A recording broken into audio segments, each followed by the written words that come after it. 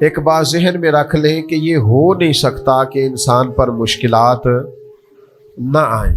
بہرحال مشکلات آئیں گی، یہ اچھوں پر بھی آتی ہے اور بروں پر بھی آتی ہے۔ صرف اتنا فرق ہوتا ہے کہ اچھوں پر آزمائش کے لیے آتی ہے اور میرے جیسے گناہگاروں کے لیے بعضوں کا سزا بن کے آتی ہے۔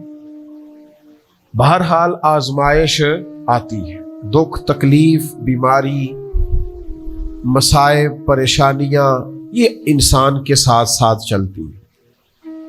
اب ہوتا یہ ہے کہ ہم مختلف قسم کے رویے آزمائش کے وقت ان کا ہم اظہار کرتے ہیں، ہماری مختلف حالتیں ہو جاتی ہیں جب آزمائش آتی ہے۔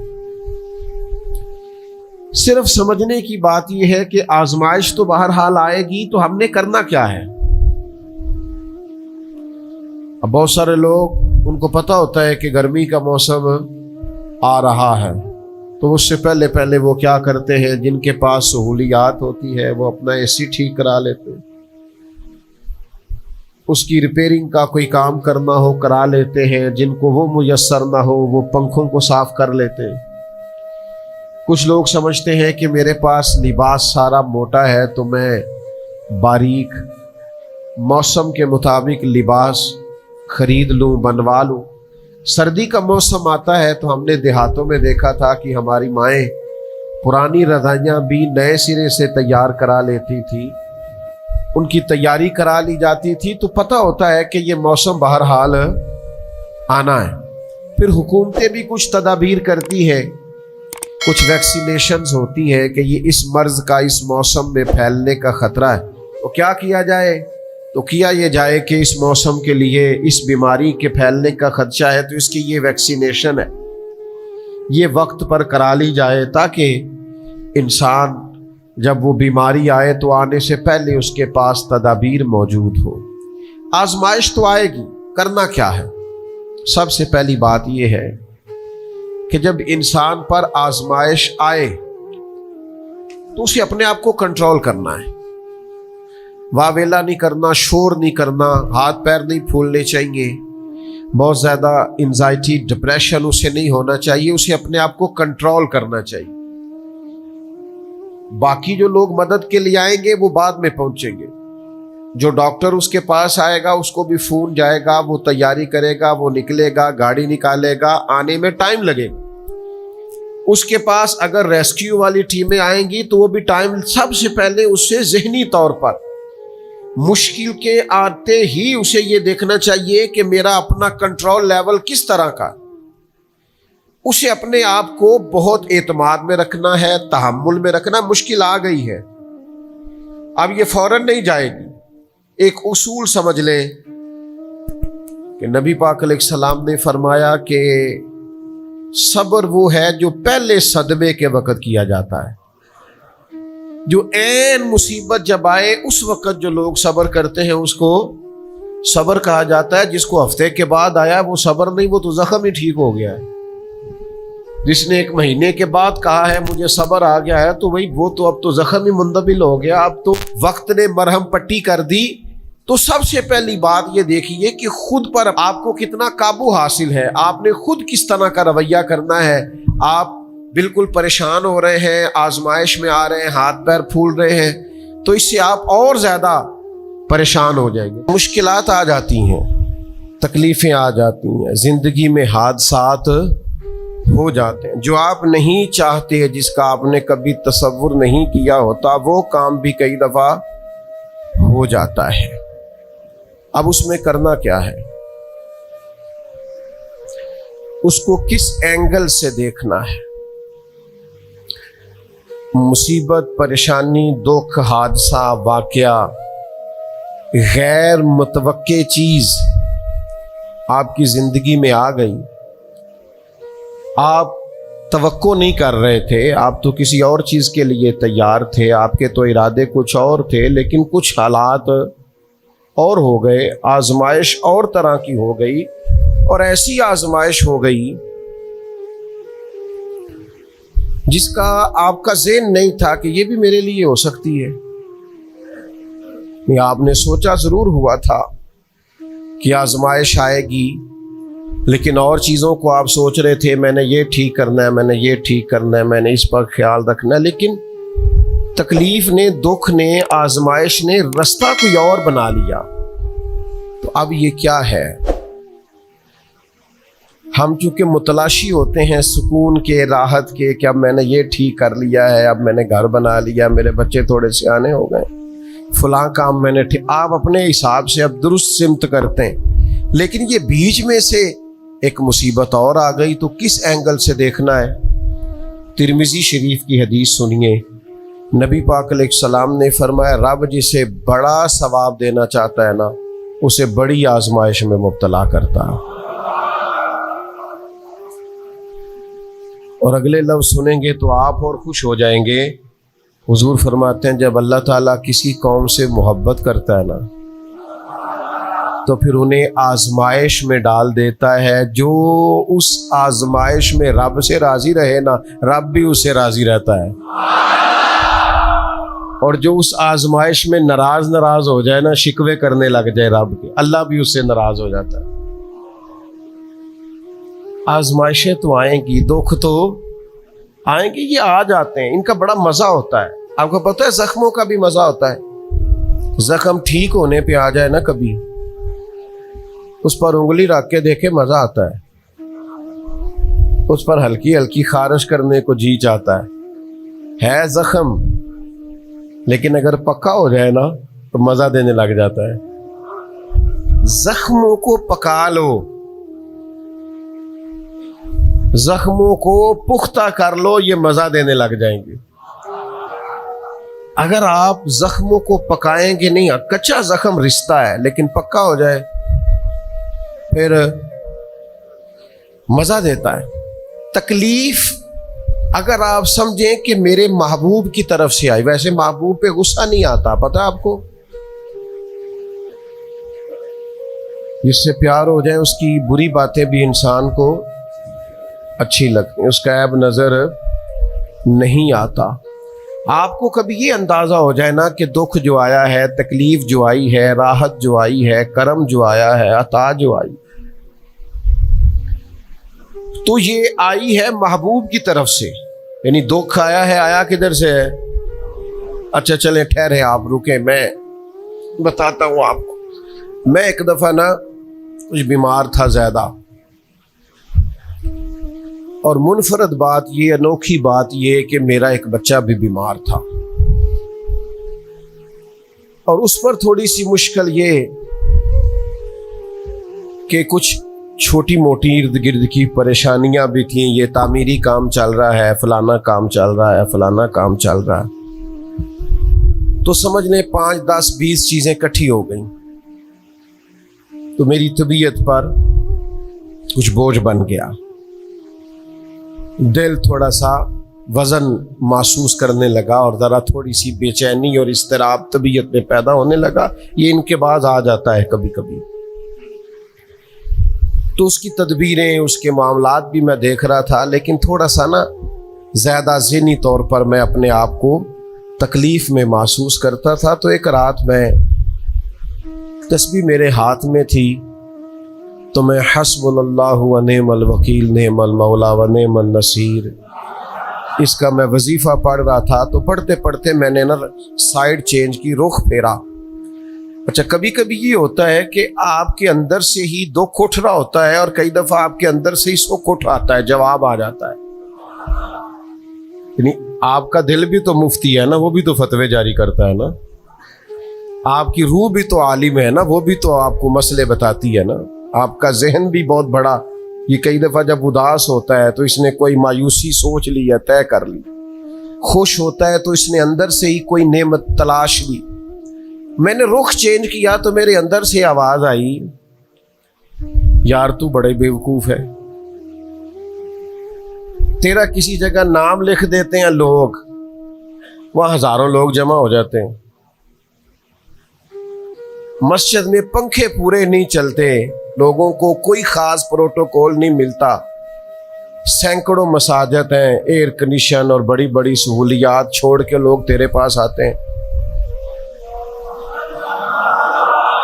कभी कभी मुस्कुरा पड़े तो बहुत सारे मुस्कुरा पड़ते हैं, कभी तबीयत में कोई थोड़ी खराबी आ जाए तो बहुत सारे लोग आंसुओं में भीग भीग कर दुआएं करते हैं। ये सारे दुख तेरे लिए बर्दाश्त किए। और तेरे ऊपर थोड़ी सी कभी तकलीफ आती है तो तबीयत पे बोझ बनता है, अच्छा तू बड़ा रीस है, सुख सारे कबूल खुशी खुशी, और जरा 2 4 5 चीजें इकट्ठी हुई नहीं और दिल तेरा बेचैन हुआ नहीं, तू सियाना नहीं, अच्छा खुद ही टेंशन थी, बस रुख मैंने दूसरी तरफ किया तो आवाजें दूसरी आनी शुरू हो गई, शाम को मैं उठ के बैठ गया। ये आपने ना अपने अंदर से आपने ताकत लेनी है। आपके अंदर एक रूह है, आपके अंदर एक बातन है, आपके अंदर एक खैर की कुव्वत है। जब भी कोई मायूसी आए ना, एक सरकार का फरमान सुने, नबी पाक अलैहिस्सलाम ने फरमाया तुम्हें अपनी बीवी की कोई आदत नापसंद हो तो उसे बुग़्ज़ नहीं रखना। या रसूलल्लाह क्या करें? फरमाया उस आदत पे गौर कर लो जो तुम्हें बड़ी पसंद है। आपने सिर्फ कमजोरियां नहीं देखनी, आपने जिंदगी के अंदर खूबियां भी मुलाहिजा कर। जिस तरह इंसान चाहे उस तरह इसके औकात गुजरे। मेहनत करना, कोशिश करना, जद्दोजहद करना इसकी जिम्मेदारी ज़रूर है, लेकिन होगा वही जो रब चाहेगा। अल्लाह तबारक व तआला ने इंसानी ज़िंदगी में तमाम मौसम रखे हैं। बचपन का मौसम, जवानी की बहार, बुढ़ापे के औकात, अपनों का मिलना, अपनों का बिछड़ना, शादियों की खुशियाँ और जनाजों के गम, ये सारा कुछ इंसानी ज़िंदगी का हिस्सा है। लेकिन इंसान चूँकि तभी तौर पर कमज़ोर होता है, अपने मिजाज के लिहाज से बहुत सारी जगहों पे इसमें ज़ौफ़ पाया जाता है, तो ये करता यह है कि जिस तसल्ली के साथ खुशी को कबूल करता है, उसी तरह खुले दिल के साथ गम को कबूल नहीं करता। मन चाही ज़िंदगी गुजारना चाहता है, हालांकि मन चाही ज़िंदगी तकलीफ़ का बायस होती है। रब चाही ज़िंदगी इंसान को सुकून अता करती है। अल्लाह ताला ने इंसान के साथ आजमाइशें रखी हैं। जिस तरह अल्लाह ताला की तरफ से मिलने वाली नेमतों को कबूल करता है, इसी तरह उसकी तरफ से आने वाली आजमाइशों को भी खुले दिल से इसे कबूल करना चाहिए। और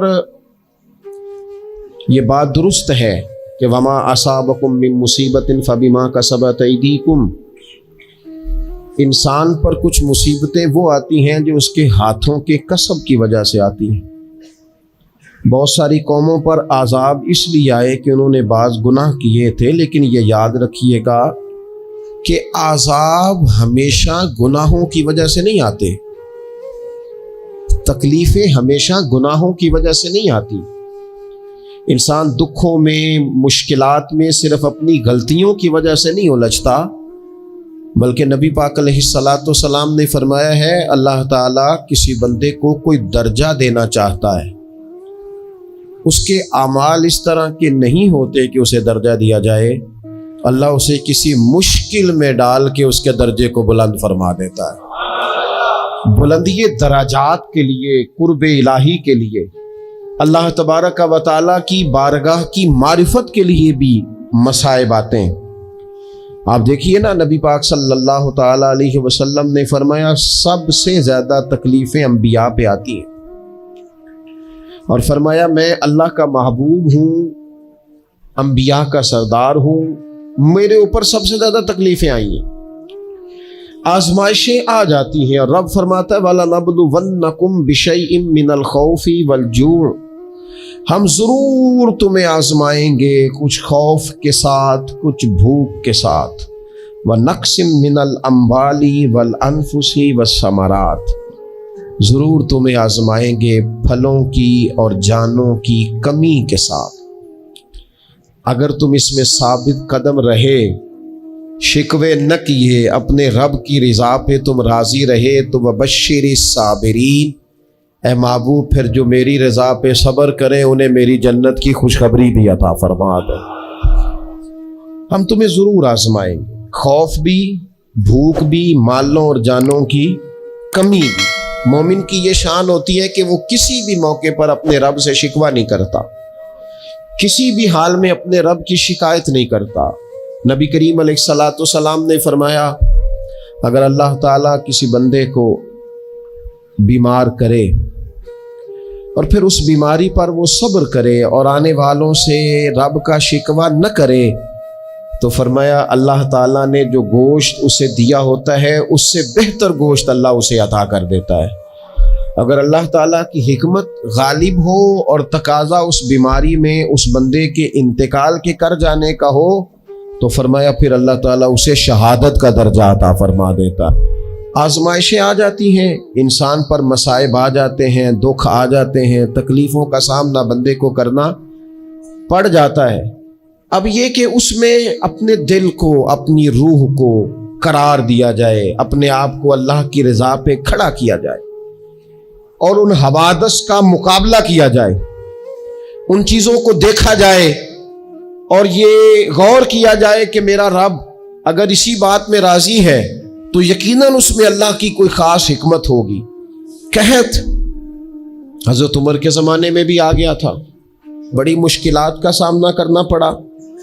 تو ان مصائب میں انسان کو تھوڑا سا پہلے تو ہمت کرنی ہے، پھر اس میں کرنے کا جو کام ہے وہ یہ ہے کہ سب سے پہلا کام تو یہ ہے کہ اپنے رب کی بارگاہ میں کھل کے دعا مانگی جائے، اللہ تبارک و تعالیٰ کے حضور التجائیں کی جائیں، دعائیں کی جائیں، رب کریم کو منایا جائے۔ حضرت عمر فاروق رضی اللہ تعالیٰ عنہ کے زمانے میں جب قحط آیا تھا تو حضرت عمر نبی پاک علیہ السلام کے چچا کو حضرت عباس رضی اللہ تعالیٰ عنہ کو لے کے میدان میں نکلے تھے، اور کیا خوبصورت لفظ انہوں نے ترتیب دیے تھے۔ عرض کرتے تھے مالک پہلے ہم تیری بارگاہ میں محبوب پاک کو لے کے آیا کرتے تھے، آج محبوب نے ظاہری وصال کیا ہے تو تیرے محبوب کے چچا کو لے کے آئے ہیں، تو اے اللہ تو مہربانی فرما اپنے محبوب کے چچا کا صدقہ ہمیں بارش عطا فرما۔ تو بس حضرت عمر نے وہ دعا مانگی، حضرت عباس کو وسیلہ بنایا تو اللہ نے بارش عطا فرما دی۔ اچھا پھر یہ دونوں چیزیں ہمیں حدیث صحیح میں ملتی ہیں۔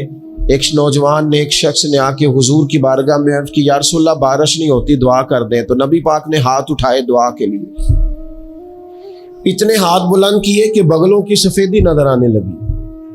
وہ کہتے ہیں ابھی محبوب کے دستے مبارک پوری طرح چہرے پر پھرے نہیں تھے کہ اللہ نے بارش عطا کر دی۔ پھر پورا ہفتہ بارش ہوتی رہی تو لوگوں کو اب بارش کی کثرت کی وجہ سے بعض مسائل بننے لگے تو وہ پھر حاضر ہوئے، عرض کی یا رسول اللہ دعا فرما دیں اب تو کچھ مشکلات بڑھنے لگی ہے۔ تو حضور نے پھر ہاتھ اٹھائے کہ اے اللہ اپنا فضل نصیب فرما، مہربانی فرما، کبھی بارش کی ضرورت ہوتی ہے اور کبھی بارشوں کا کثرت سے ہونا وہ تکلیف کا باعث ہو جاتا ہے بعض جگہوں پر۔ تو کہتے ہیں پھر حضور نے دعا فرمائی، ابھی چہرے پہ ہاتھ نہیں پھیرے تھے کہ مدینہ منورہ میں بارش ختم ہو گئی۔ تو سب سے پہلا اور ضروری کام ہمارا آج مزاج بن گیا ہے کہ ہم تبصرے کرتے ہیں، سیاست کرتے ہیں، اس پر بیٹھ کر اب ایک اور دور آ گیا ہے، ویڈیو بناتے ہیں، موبائل چلاتے ہیں، جو کہ بہت بڑا امتحان ہے ہمارے لیے کہ صرف 20 منٹ موبائل کو ہاتھ نہ لگائیں، بہت بڑا امتحان ہے۔ ہو سکتا ہے بہت سارے لوگ بڑی تکلیف میں آ جائیں کہ پورے 20 منٹ گزر گئے، اس پہ ویڈیو بنائیں گے، اس پہ کومنٹس کریں گے، اس پہ یہ کام ہم کرتے ہیں۔ حالانکہ اگر کوئی ایسی مشکل آ جائے تو شریعت نے ہمیں یہ سبق دیا کہ پہلے دعا، پہلے اللہ کی بارگاہ میں حاضری۔ اکبر الہ آبادی نے کہا تھا کہ مصیبت میں بھی اب یاد خدا ہم کو نہیں آتی، دعا منہ سے نہ نکلی، جیبوں سے عرضیاں ہی نکلی۔ ہم محکموں میں درخواستیں دیتے ہیں لیکن دعا کی طرف بڑھتے بڑا خوبصورت کام ہے۔ سب سے پہلے تو یہ کریں کہ وہ جو ہمارے بھائی تکلیف میں ہیں، مجبوری میں ہیں، ان کے لیے اپنے رب کی بارگاہ میں عرض کریں کہ مالک कुदरतों का मालिक तो तू है, हर चीज तो तेरे दस्ते करम में है, और तू करीम इतना है कि बंदों पे तू गजब नहीं ज्यादा फरमाता, रहमत ही ज्यादा फरमाता है, और तेरी रहमत तेरे गजब पर गलबा रखती है। इसलिए मालिक तू करम फरमा, और ये जो लोग हैं तू इन्हें अपने फजल से ही आसानी अता फरमा ताकि इस मुश्किल से निकल आए।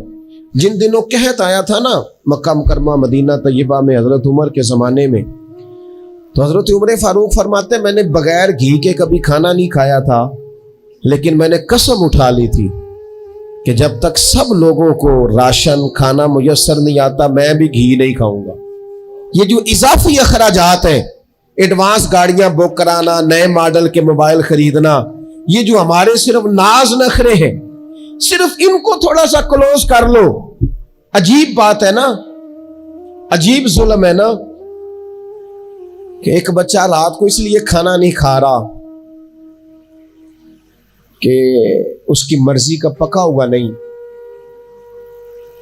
और एक तरफ मेरे ही वतन में उस वीडियो ने भी मेरी चीखें निकलवा दी जिसमें एक बेटी, और उसकी उम्र भी बिल्कुल उतनी है जितनी मेरी बेटी की उम्र है, उससे वो साफी पूछता है, पाँव उसके नंगे हैं और पाँव पे कीड़े चढ़ रहे हैं, तो उससे पूछता है पुत्र क्या चाहिए? वो कहती है सिर्फ रोटी खानी है, कोई मुतालबा नहीं, कोई मुतालबा नहीं, रोटी दा दुख न पूछो, ये रोटी बंदा खा जाती जी, रोटी बंदा खा जाती। अल्लाह करीम ने फरमाया वतआवनु अलल बिर्रि वत्तक़वा, जब तकवे और परहेजगारी का मामला हो तो एक दूसरे के साथ ताउन करो, एक दूसरे के साथ ताउन करो, एक दूसरे का आगे बढ़ के बाजू थामो, खैर के कामों में एक दूसरे की मदद करो, आगे निकलो। हो जाता है कभी कभी ऐसा कि एक भाई के पास बहुत ज्यादा माल होता है, दूसरे के पास कम होता है, और नबी पाक सल्लल्लाहु ताला अलैहि वसल्लम ने इरशाद फरमाया कि याद रखना अल्लाह तबारक व तआला उतनी देर तक तुम्हारी मदद करता है जब तक तुम अपने भाई की मदद करते रहते हो। अल्लाह तुम्हारा मददगार रहता है। और ये जो मुसलमान होते हैं, मोमिन, कलमा पढ़ने वाले, इनके बारे में मेरे नबी पाक अलैहिस्सलातु सलाम ने फरमाया कि ये एक जिस्म की मानिंद है, एक जिस्म की तरह है। मोमिन एक जिस्म की तरह है, जिस तरह ये पूरा जिस्म होता है। और हुजूर ने मिसाल दे के बाद समझाई, फरमाया जिस्म का एक हिस्सा तकलीफ में हो ना तो सारा जिस्म उसका कर्ब महसूस करता है, यानी दर्द सिर्फ दांत में है लेकिन रोटी खाने को दिल नहीं करता, किसी से बात करने को दिल नहीं करता, उठ के बाहर जाने को तबीयत नहीं चाहती, पूरा वजूद उसका कर्ब, उसकी तकलीफ महसूस करता है। फरमाया जिस तरह एक जिस्म के एक हिस्से को तकलीफ हो, आप मुझे बताइए ना, आपके दांत में तकलीफ है तो क्या कभी आपके दिमाग ने कहा है कि डॉक्टर के पास नहीं जाना? पैरों ने कहा है मैंने नहीं चल के जाना, ये तो मसला सिर्फ और सिर्फ दांत का है, दांत जाने उसका काम जाने? ऐसा होता नहीं।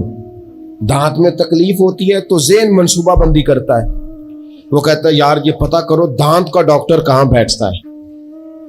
फिर आपकी जुबान हिलती है, मालूमात करती है, फिर आपके पैर चल के वहां जाते, और फिर आप अपने दिल से माफी जमीर वहां बयान करते, फिर आप अपना कमाया हुआ सरमाया खर्च करते हैं। भाई एक दांत को तकलीफ है तो रहने दो, सारे जिस्म को काम में क्यों लगाया है? तो माना यह है कि जब जिस्म का एक हिस्सा तकलीफ में हो, बाकी सारे सपोर्ट करते हैं ताकि वो ठीक हो जाए। तो हुजूर ने फरमाया मेरे सारे मोमिन एक जिस्म की तरह, सारे मक्के से हिजरत करके मदीने आए, घर बार पीछे रह गए, जायदादें पीछे रह गई, कारोबार पीछे रह गए। हुजूर ने फरमाया तुम भाई हो। लेकिन वो सहाबा थे ना, उन्होंने भाई भाई अपने आप को सिर्फ तकरीरों में नहीं समझा था, उन्होंने अपने आप को भाई भाई सिर्फ महफिलों के नारों में नहीं समझा था, उन्होंने अपने आप को भाई भाई सिर्फ अदीब शायर की शायरी में नहीं समझा था। वो मन से उनकी आवाजें आती थी हम सचमुच के भाई हैं, उन्होंने तय कर लिया था कि हम भाई हैं। लिहाजा जब हुजूर ने कहा ना आप तुम्हारे भाई वहां से हिजरत करके आए हैं तो इनकी मदद करो, तो फिर उन्होंने सही वाला भाई समझा। धागा रख के अपना घर तकसीम करके आधा अपने भाई को दिया, कारोबार बांट के अपने भाई को दिया। जिसके पास 4 ऊंट थे उसने 2 अपने भाई को दे दिए। चलते कारोबारों में भाइयों को शरीक बना लिया।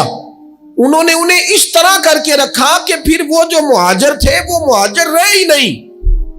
उन्हें यूं लगा कि हम तो एक घर से अपने दूसरे घर में शिफ्ट हुए। उन्हें किसी जगह भी कोई तकलीफ नहीं आई। लेकिन अमीर आदमी गरीब को भाई समझने को तैयार होता नहीं।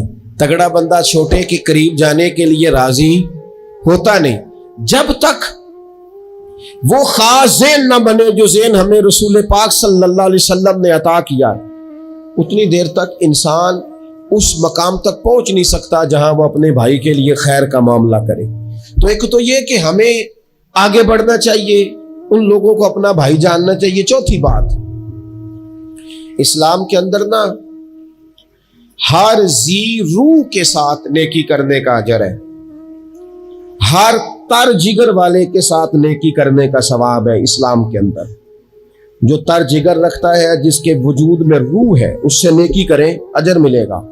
सही हदीस में मौजूद है ना। और मेरा ख्याल है आप सबको वो हदीस आती है कि नबी पाक अलैहिस्सलाम ने फरमाया कि सारी जिंदगी गुनाह करने वाली औरत ने कुत्ते को पानी पिलाया था तो रब ने बख्शिश फरमा दी। कुत्ता हलाल जानवर भी नहीं, कुत्ते को पानी पिलाया, सारी जिंदगी के गुनाह थे, अल्लाह ने माफ कर दिया।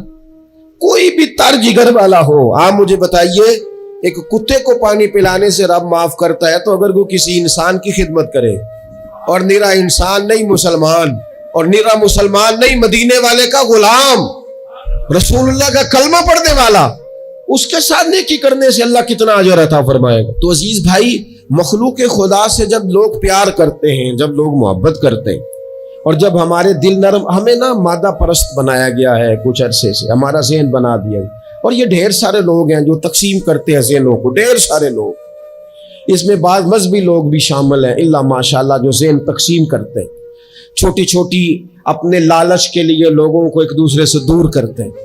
ये तकसीम कार हमारा आम हिस्सा है, आम जुज़ है।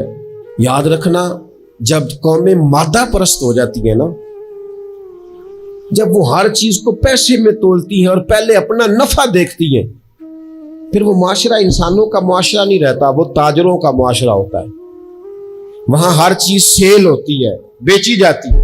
दोस्तों, कल्बी तौर पर जब दिलों में गुंजाइश होती है, जब हमारे दिलों में वुसअत होती है, जब हमें प्यार करना आता है, 2 आदमियों का खाना 3 आदमी खा सकते हैं। शर्त यह है कि वो तीसरे को बिठाने की वुसअत रखते हों। 4 आदमियों का खाना 5 आदमी खा सकते हैं। शर्त यह है कि उनके दिलों में गुंजाइश मौजूद हो।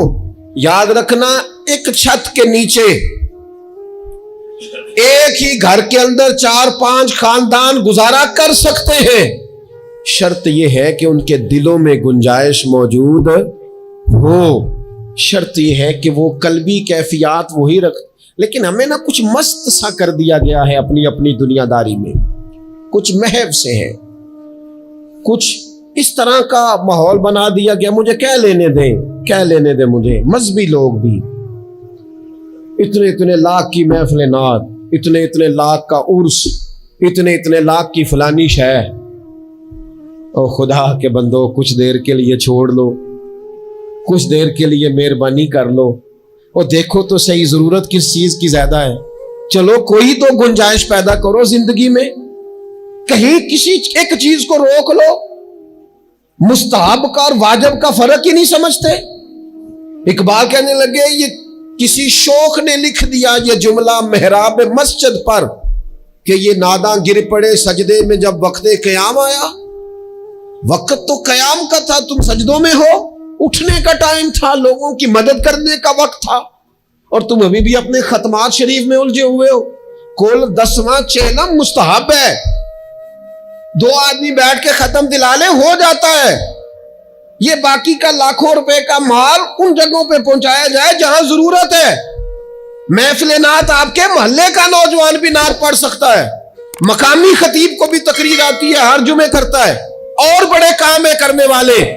لیکن وہ بس ٹھیک ہے، ہم جہاں لگ گئے وہاں سے ہلنے کو تیار ہی نہیں، ایک مخصوص سا مزاج بنا لیا، اس سے باہر آنا ہی نہیں چاہتے، پسند ہی نہیں کرتے۔ تو اپنی زندگی کے اندر وسعت پیدا کریں، اپنے دل میں وسعت پیدا کریں۔